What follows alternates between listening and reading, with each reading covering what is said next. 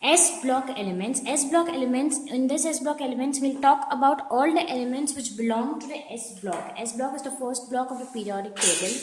Starts with 1A, 1B, covers all the 7 periods, 1, 2, 3, 4, 5, 6, 7.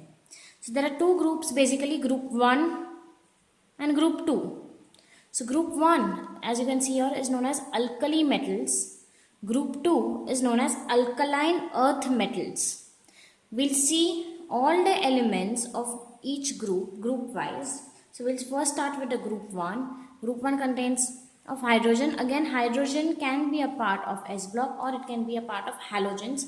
We will see the properties of hydrogen later. This is lithium, sodium, potassium, rubidium, cesium, francium. All of these form my alkali metals. And beryllium, magnesium, calcium, strontium, barium, radium. All of these form my alkaline earth metals. Alkali metals group 1 of the periodic table contains 6 elements, as we saw over here, all the 6 of them: lithium, sodium, potassium, rubidium, cesium and francium. So it contains 6 elements. Out of this, the francium, the last one, is the radioactive one. Electronic configuration of group 1 elements is NS1. Over here, N is my group number, and S1, over here there will be only one valence electron. Okay, so hydrogen, lithium, sodium, potassium, rubidium, cesium and francium. So hydrogen H is 1, therefore it will be 1s1. Lithium is 3, therefore 1s2, 2s1. Sodium is 11, therefore 1s2, 2s2, 2p6, 3s1. So what are we observing over here? That this is changing. 1, 2, 3, 4, 5, 6 and 7. But over here this S1 is always the same. So instead of writing 1, 2, 3, 4, 5, 6 and 7, we will simply write NS1. NS1 is the general electronic configuration of all my group 1 elements, that is the alkali metals. See, NS1. Now you will get why this is NS1, because everything that we start, whether it be start with hydrogen of 1 or francium of 87, it boils down in the end to NS1, 1s1 or 7s1. Therefore, a general electronic configuration of alkali metals is NS1. We'll see the properties. Most reactive. Alkali metals group 1 elements are most reactive. They are found in combined state. What do you mean by combined state? If there is an alkali metal, it will be there with some other element. For example, sodium. Sodium is my alkali metal or an alkali element. This alkali element is combined with some other, that is my chlorine, NaCl. Even potassium, K will be KCl. NaNO2. So over here, if K is there, it is combined with Cl. Na is there, it is combined with NO2. This Na is combined with Cl. Therefore, they are always found in a combined state. Sodium and potassium make up over 4% by weight of Earth's crust. NaCl, that is rock salt, is the main source of sodium. Francium, being radioactive, does not occur appreciably in nature. It does not occur in its natural form in the nature because it's a radioactive element. Radioactive elements are those elements who emit either alpha particles, beta particles, gamma particles, photons, and then possess a half-life. Now we'll start the anomalous property of lithium. Although lithium belongs to group 1, lithium is the first element of group 1 and has almost all characteristics property to group 1 element, but there are some properties which are different, which are not the same as that of all the other group 1 elements. That difference is also known as anomalous properties. So it is different in many aspects. Let's see what all aspects are there in the difference of lithium than the other group 1 elements. The size of lithium atom is not very small. The size of lithium is not very small. So the other group 1 elements are small, but lithium is not small. It has high ionization enthalpy.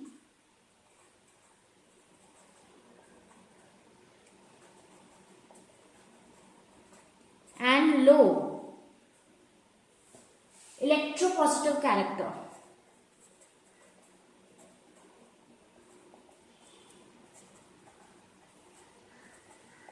All this should be remembered because all these are the differences of lithium than other all group 1 elements.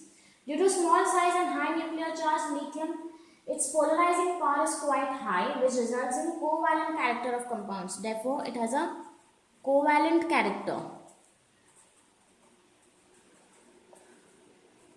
Its valence shell does not contain vacant d block. It has no vacant d block element, d block valence shell, d block shell. So all these are my 4 properties, my 4 differences of lithium to all the other elements which belong to group 1. Now, due to these differences of lithium, what are the changes that occur of lithium? For example, in its chemical properties, physical properties, the reaction characteristics, the boiling points, the melting points, there will be changes in that because lithium acts differently. Lithium has an anomalous behavior. So we will see what all are the changes that occur in lithium due to its anomalous properties. The first one is its boiling point and melting point are higher. Therefore, its melting point and boiling point both are higher than other alkali metals. Alkali metals are my group 1 elements. It is lighter than other alkali metals.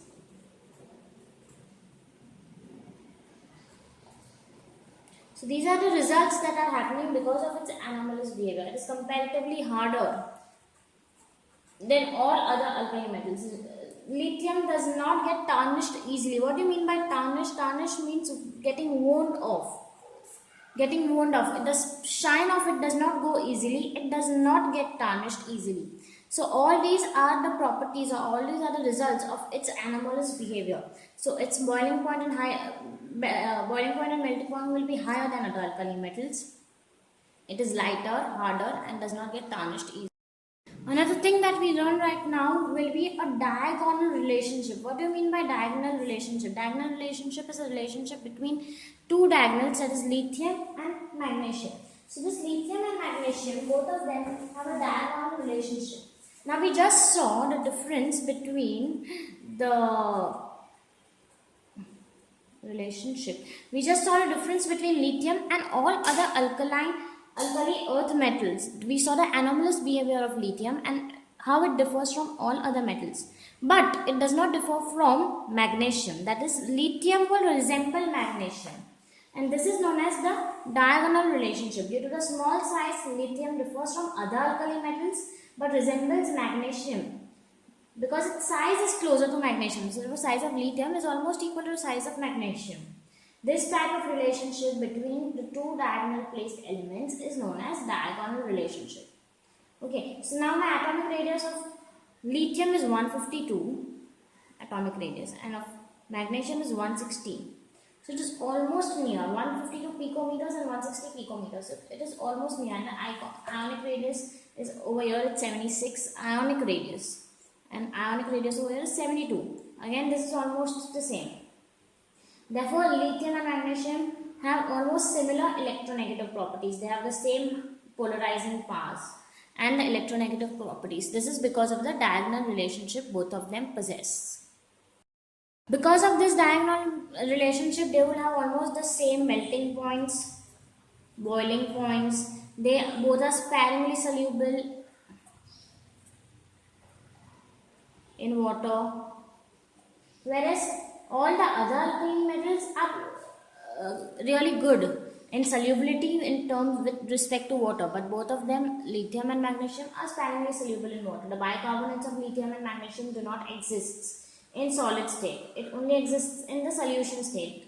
So there are many similarities between lithium and magnesium. The carbonates of lithium and magnesium decompose on heating and liberate CO2. So of both, the carbonate of lithium will also liberate CO2. The carbonate of magnesium will also liberate CO2. The hydroxides and the nitrites of both lithium and magnesium will decompose and they will give out what? Oxides. They will give out different oxides. Both nitrites are decomposed by water. So lithium nitrites and magnesium nitrites, both of these are decomposed by water to give NH3. So there are different reactions which prove these statements, and they prove only one thing, that lithium and magnesium have a diagonal relationship and have many similarities between them. You see the atomic and the ionic radii of group 1 elements. These are all my group 1 elements: lithium, sodium, potassium, rubidium, cesium, francium, and these are nothing but my atomic radii. We start from 152, 186, 227, 248, 265, 375. So if you see, the atomic radii are increasing as we move downward. Now we'll see the ionic radii for the same. The ionic radii are 76, 102, 138, 152, 167 and around 180 for francium. We will write it in a bracket because this is a radioactive element. Again, all the ionic radii are increasing down.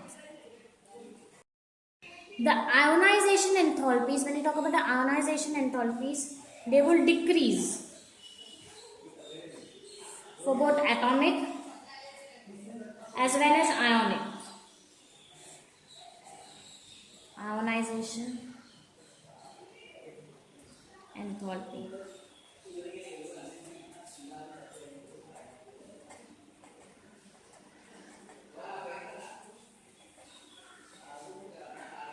So the atomic radii and the ionic radii will increase, while the ionization enthalpies will decrease.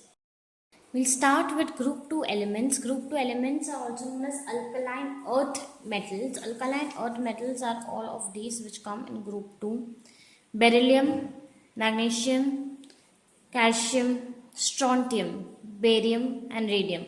All of these are nothing but my alkaline earth metals and also known as group 2 elements.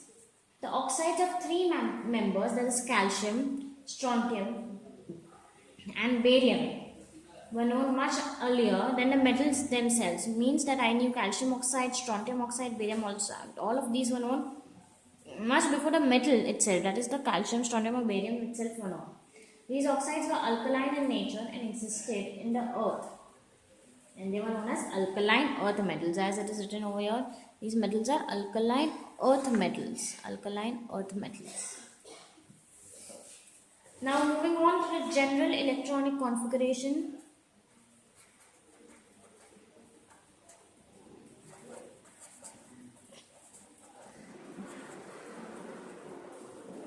Electronic configuration of alkaline earth metals is NS2. Of group 1 elements, it was NS1.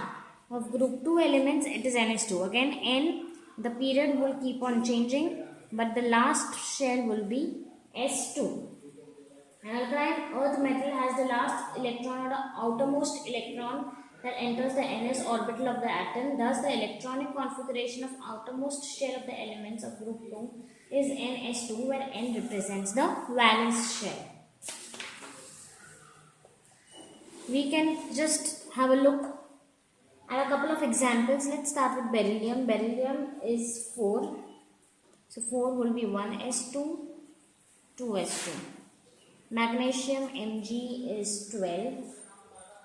So it will be 1s2, 2s2, 2p6, 3s2. So if you have a look over here, this s2 is same. Only this is changing from 2, 3 and it will go on till 7. Therefore, the general electronic configuration will be NS2. We will see the anomalous behavior of beryllium. Like we had lithium for group 1, we have beryllium for group 2, alkaline earth metals. The anomalous behavior of beryllium is it has small atomic size compared to all the other compared to all the other elements in the group 2. Atomic radii of beryllium is quite small. It has high electronegativity, high polarizing effect. It is hardest of all alkaline earth metals and possesses higher melting as well as higher boiling points. So all these are the differences of beryllium with respect to all other alkaline earth metals, and therefore it also beryllium also has an anomalous behavior like lithium does. Now we had seen one thing, and that was the diagonal relationship between lithium and magnesium. In the same way, we have a diagonal relationship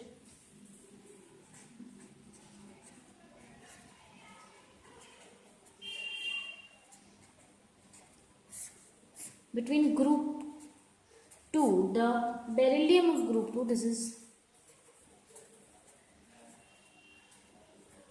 my group 2, this is my group 2, and let's say I have group 3, boron and aluminium. So there's a diagonal relationship between beryllium and aluminium, like we had between lithium and magnesium.